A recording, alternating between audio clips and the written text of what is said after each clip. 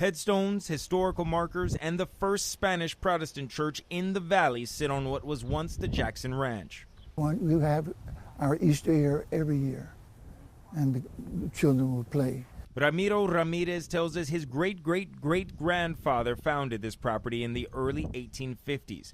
The headstones that surround him make up the burial site of generations of his family.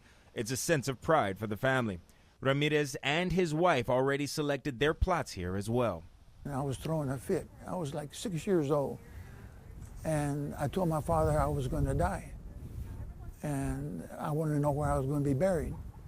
And my mother yelled out, "Tú sabes dónde vas a estar. Tú allá en el capote. No andes preguntando." Ramirez says where he will be buried is in question. Last year, he and his family learned the federal government plans to build a wall along the levee that sits directly behind the cemetery.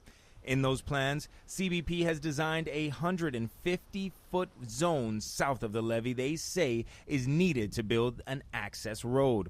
That will force Ramirez and his family to move their ancestors. You don't do that. You just don't do that.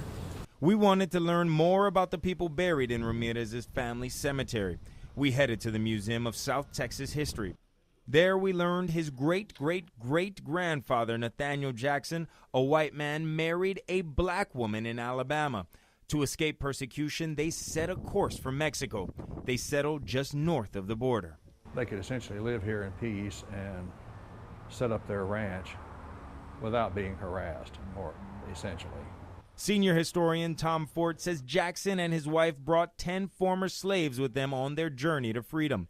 Shortly after establishing their ranch, the couple decided to play a part in freeing a countless number of former slaves.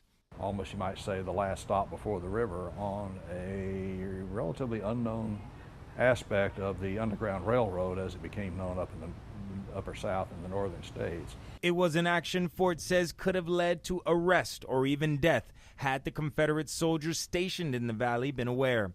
That's history, Ramirez says, could be lost and dishonored if the wall is built on the site. He tells us he and his family intend to fight construction as long as they can. My grandson one day will be ringing that bell.